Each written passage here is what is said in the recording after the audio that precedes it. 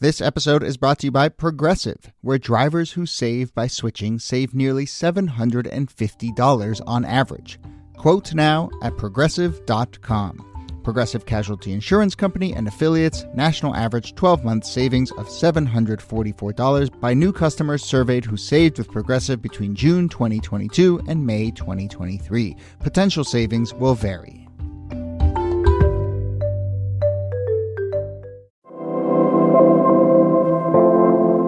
Hello and welcome to This Day in Esoteric Political History from Radiotopia. My name is Jody Avirgan.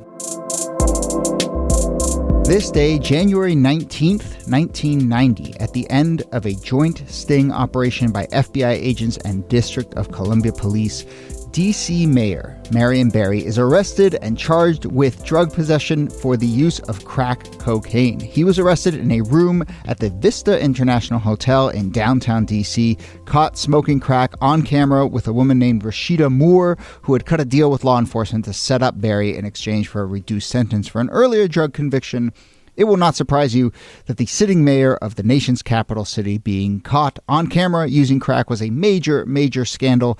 But it wasn't perhaps that big of a surprise maybe to the people who knew Barry's story. He'd been plagued by trouble with drugs and infidelity and corruption for years and years and years. And so I guess we could say this felt more like an exclamation point on a sentence that was already being written and very familiar to a lot of D.C. residents.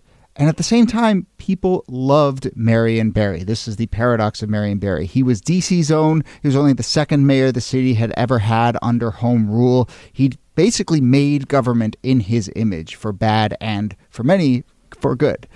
To people on the outside, though, he was a punchline, and the continued popularity of him was a total mystery. So this is a really great chance to talk about Marion Barry, D.C., dig in to try and understand sort of his incredible position in the history of that city. I will say I moved to D.C. a few years after this, and it's hard to overstate how pervasive the Marion Barry-ness is in Washington, D.C., especially in the 90s and into the 2000s. So here, as always, Nicole Hammer of Vanderbilt and Kellie Carter-Jackson of Wellesley. Hello there. Hello, Jody. Hey there. So yeah, I want to talk about the Marion Barry-ness of it all. Really fascinating. But you want to talk about this night, this joint sting operation. There's a lot of hotels in the Marion Barry story. Lots of hotels. The man spent a lot of time in them for reasons that might become clear. Barry had we can get into his background a little later, but on this night, he's already under investigation and has been under repeated investigation over the years by the FBI, by the D.C. police, by the Department of Justice, because there have been rumors and allegations of corruption. There are people who are busted for corruption on his staff, and these persistent stories that, well, Marion Barry was at that place and he was snorting cocaine, or he was at this place and he was smoking crack. And so there had been these rumors of him also dealing with addiction. I don't think it was really talked about it that way at the time. And on this particular night, he had been set up in a sting that had been thrown together over the previous few weeks. And so when he ends up smoking crack, it's something that's caught on camera because the feds are listening in because they arranged the whole thing. It was a setup. It was a setup. I mean, it was a setup. He was breaking the law, but it was also a setup. He took the bait. That's what a sting is. Even still, it's, this is 1990, but still, if we think about the 80s as a decade, I mean, that is the crack cocaine era. I mean, and I hate to say like everybody's doing it, but a lot of people are doing crack or cocaine or some version of drugs. And quietly, of course, it's one of those addictions too that like you could sort of be in a Wall Street job and do a little blow. You could be, a poor person in the streets of Harlem doing crack. There was no sort of like prototype for who was engaged in this kind of drugs. But also sometimes they would call it cocaine and sometimes they would call it crack, and that and that it depended on that. That was the sort of difference between cocaine was seen as like a white party drug. A white party drug. Yeah, there's almost a little elitism to totally. Cocaine, where crack is like the streets. It's gutter. It's it's very black. And so when he gets caught in this act, the The shock is maybe that it's a mayor, but if you take away the title, it's not a shock that people are engaged in using these kind of drugs. But it's also a media event, which I think matters too, right? Like the reporters are there when he's getting busted in the middle of the night at his house. They're following around the city leaders as they're gathering in sort of like emergency meetings. There's a write-up of this in the Washington Post where they're like, and then the chief of police comes in his casual trousers, and then this guy on the mayor's staff came in a sweatsuit. I read that piece and I was like, I love all the little character descriptions and scene setting for basically a like fast-breaking story. It was like back when people would like it's a spectacle, right? Yeah, totally. Yeah, and people are shuffling in and out, and they're like unsure what comes next. And I want to get to that. There's some interesting sort of tidbits about what the fallout of this, but just to add a little bit of the sort of, you're right, Kellie, like this fit into a narrative about crack in a way that I think people understood coming out of the 80s. It also fit into a little bit of a narrative about Marion Barry and his trouble with drugs and infidelity and corruption. I just want to shout out that one of the first scandals in Marion Barry's history was in 1983. He was accused of using cocaine in a nightclub. The scandal became known as the This Is It scandal, which is a name of the club. And I just want to say, naming your club This Is It is great. I don't know what exactly that means, but I love it as the name of a club. Anyway, it's a little ominous, but it also is kind of could be a cool party place. No, but it's like you're walking down the street, right? This is pre-cell phones. No one has GPS. Yep. You're trying to look for the address. You're like, where's that club? Where is it? I don't know. I think it's somewhere on this. And then someone's like, oh, this is it. Here it is. This is it. Like it's perfect. It's great name for a club. Great name for a place for a mayor to do cocaine, allegedly. Great scandal name, too. Yeah.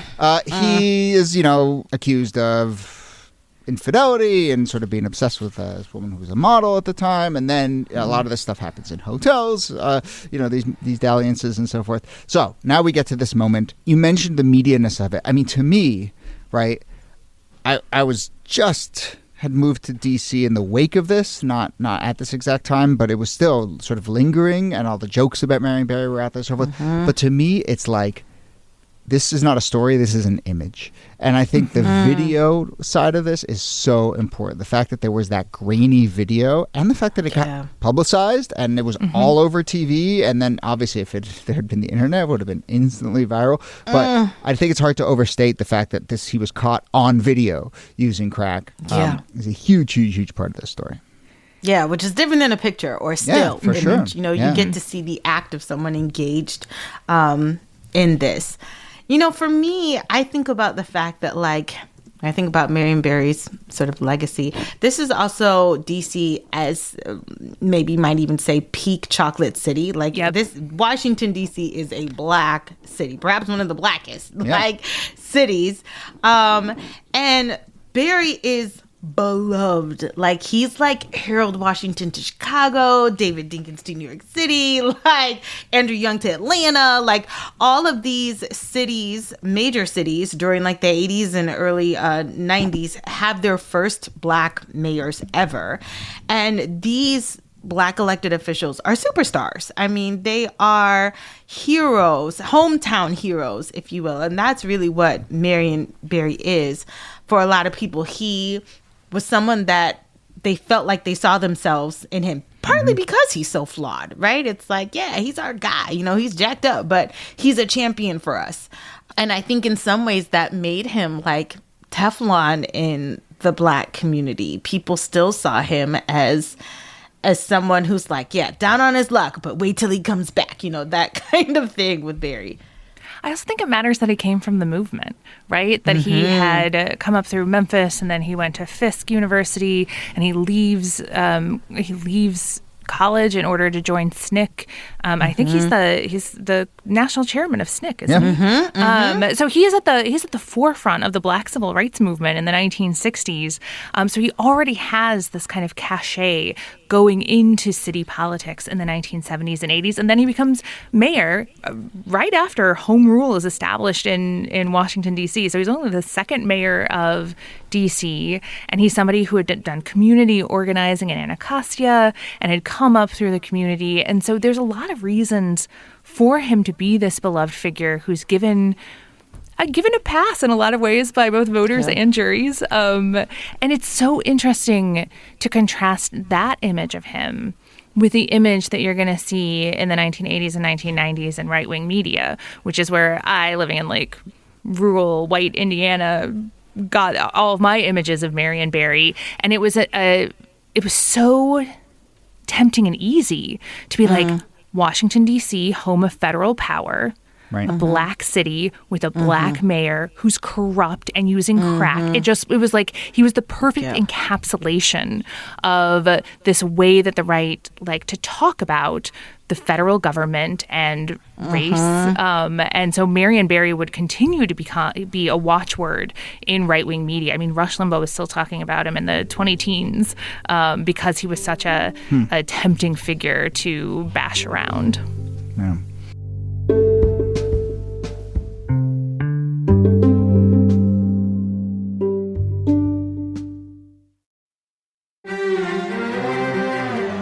You're used to hearing my voice on the world, bringing you interviews from around the globe. And you hear me reporting environment and climate news. I'm Carolyn Beeler. And I'm Marco Werman. We're now with you hosting The World Together. More global journalism with a fresh new sound. Listen to The World on your local public radio station and wherever you find your podcasts.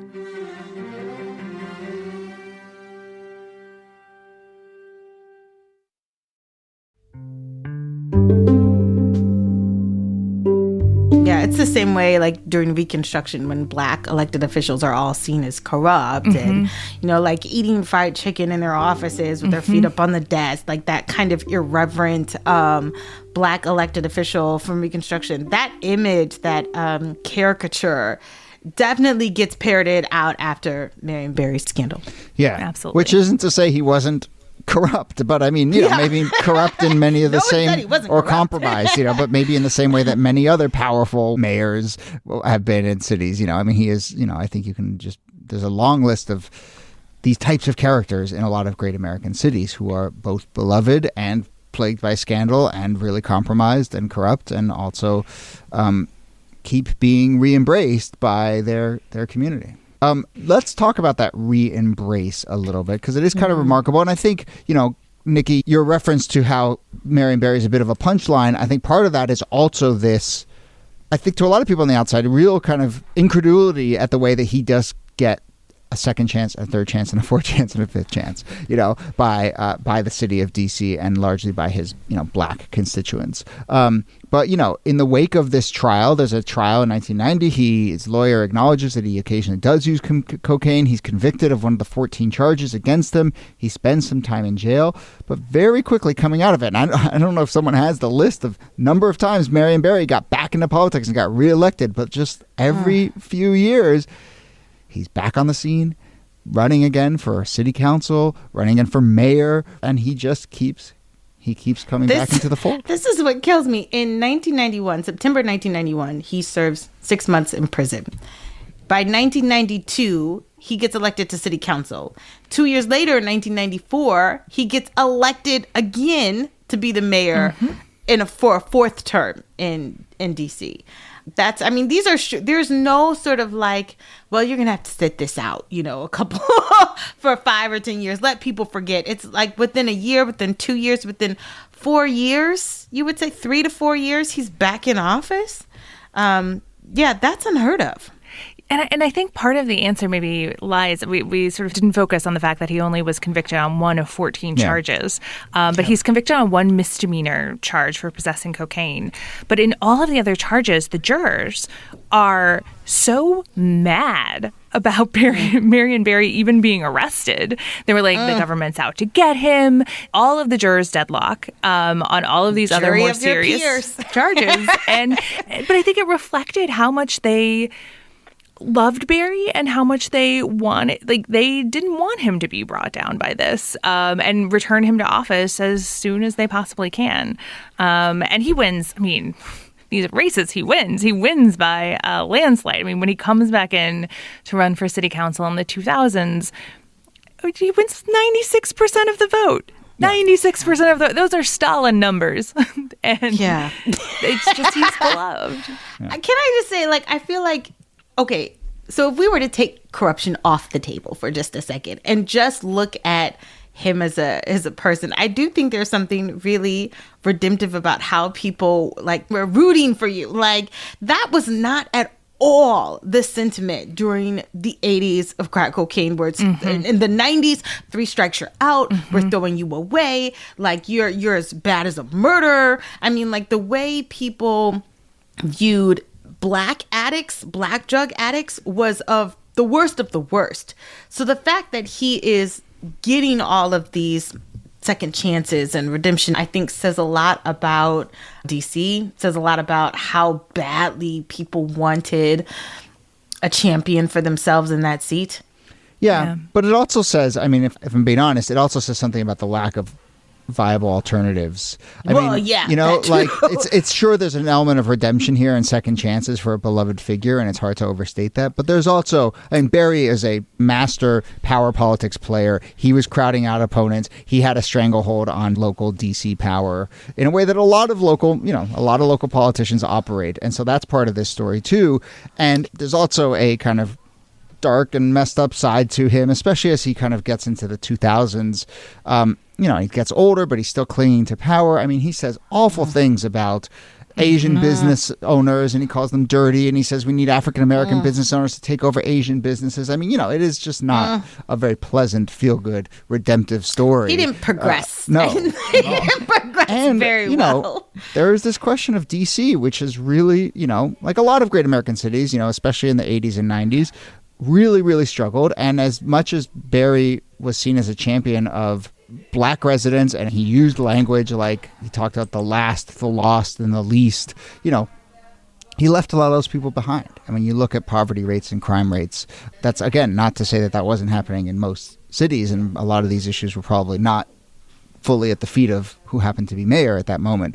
But there are some serious questions to be asked about sort of Barry's commitment to the constituency that he championed and in turn championed him.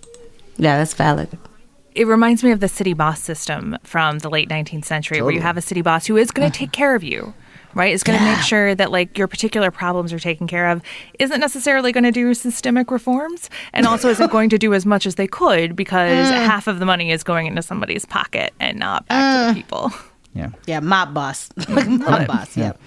So in 2010 and 2012, he wins a council race, a Ward 8 race. And then in 2014, Marion Barry dies, and he's basically in power right until then. Can I turn back as we wrap up to one last little tidbit from the reporting around when he gets arrested? Because there's this really fascinating thing that caught my eye in this Washington Post piece that got written up the night that he gets arrested, and the reporters running around, you know, writing about all the various people trying to figure out what comes next. And they talk to the general counsel for the District of Columbia, who says, quote, "The district charter does not spell out every step in cookbook fashion in a situation like this," you know, which is pretty funny. Like, we don't have, this isn't on the rule book. And then he says, "This is not something you think is going to happen. The U.S. Constitution doesn't spell out what happens if the president is arrested," which just kind of caught my eye. That, you don't maybe say. Maybe it should have. A little bit of an oversight. You don't Maybe say. it should.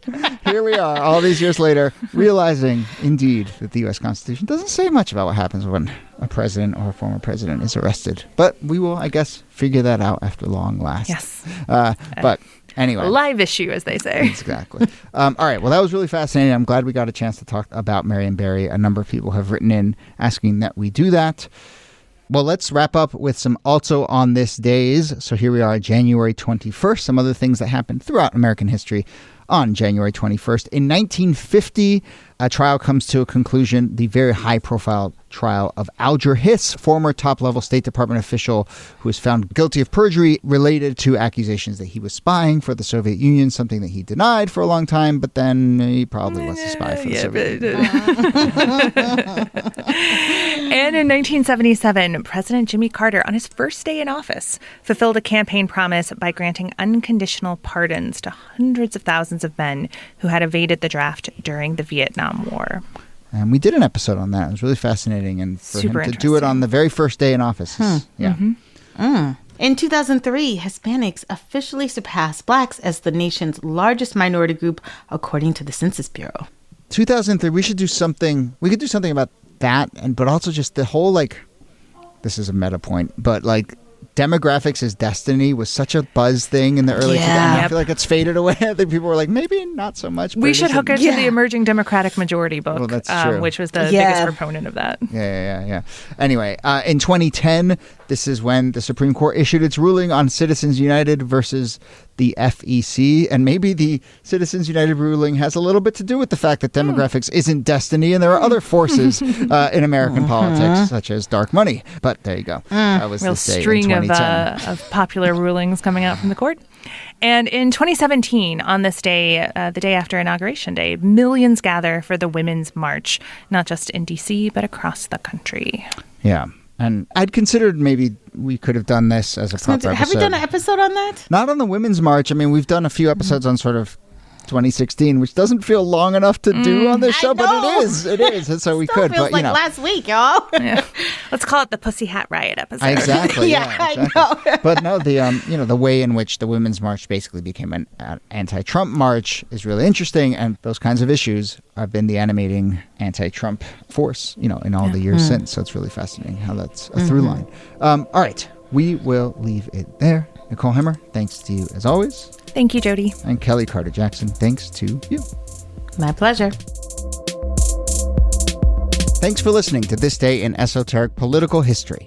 Our researcher and producer is Jacob Feldman. Our producer is Brittany Brown. Our transcripts, which you can find on our website, are done by Kala Nakua. This Day is a proud member of Radiotopia from PRX, a network of independent, creator-owned, listener-supported podcasts. Audrey Martovich is executive producer. Yuri Lasordo is director of operations. If you want to support the show, tell a friend about This Day and become a member of Radiotopia at whatever level works for you. You can do that at our website, thisdaypod.com.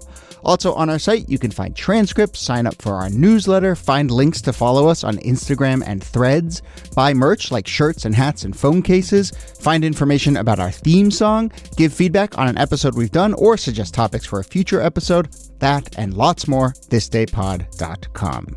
My name is Jody Avirgan. We'll see you soon.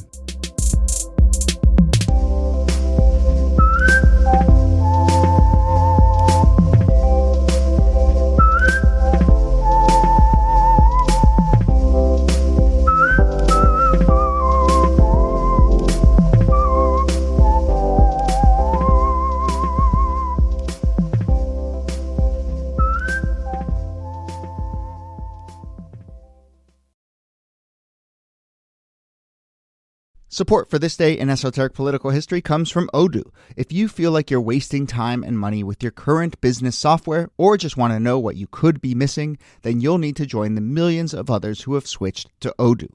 Odoo is the affordable, all-in-one management software with a library of fully integrated business applications that help you get more done in less time for a fraction of the price. To learn more, visit odoo.com/thisday. That's odoo.com/thisday. Odoo, modern management made simple. Radiotopia from